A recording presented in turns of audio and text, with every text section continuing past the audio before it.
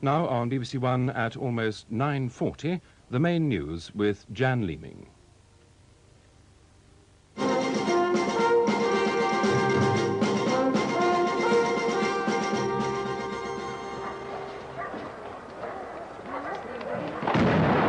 Dramatic end of the six-day siege.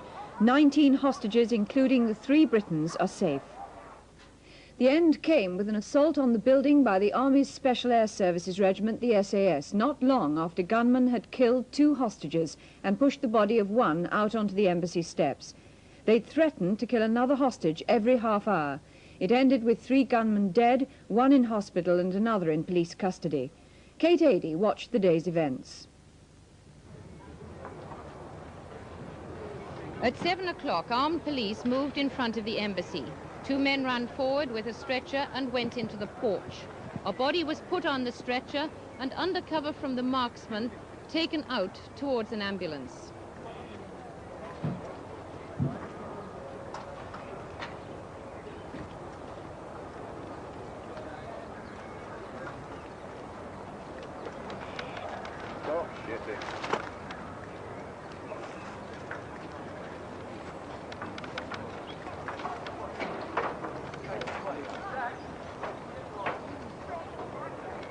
Then Scotland Yard told the waiting press that 3 shots had been fired and a hostage had been killed.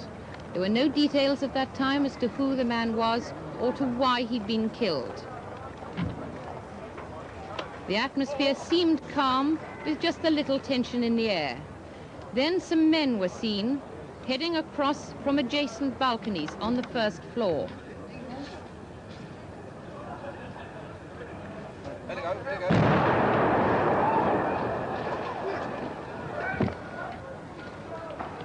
That was a bomb. That was a bomb.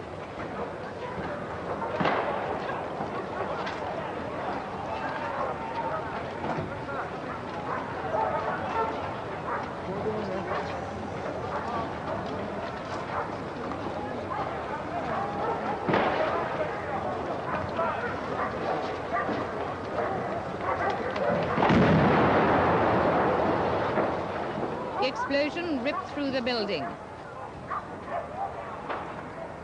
A pall of smoke covering the front of it.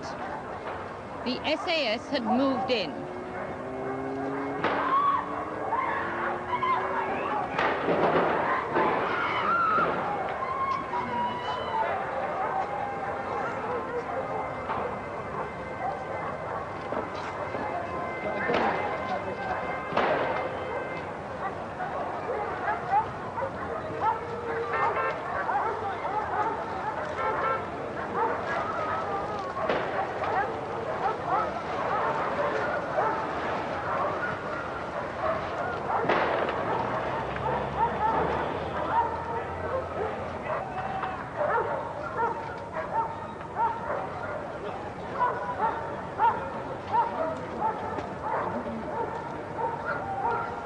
After a second explosion, smoke obscured the front of the embassy again.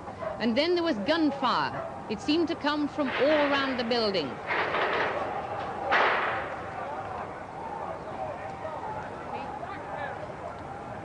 By this time, the police and the press nearby were told to take cover, and they scrambled behind cars and equipment.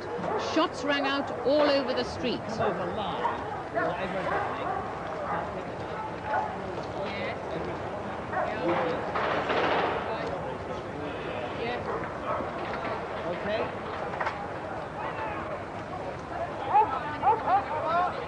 The 2 explosions caused a fire, and flames were seen on the 1st floor. Meanwhile, people were still taking cover in the streets outside, and no one was moving towards the building. The SAS were inside.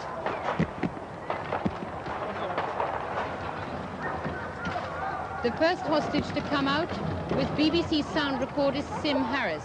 He scrambled from the balcony into the adjacent building.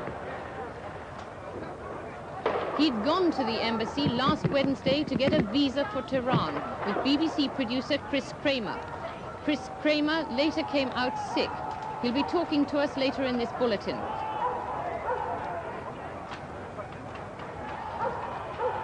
The embassy by then was surrounded by activity. and a seeming confusion. The emergency services moved closer.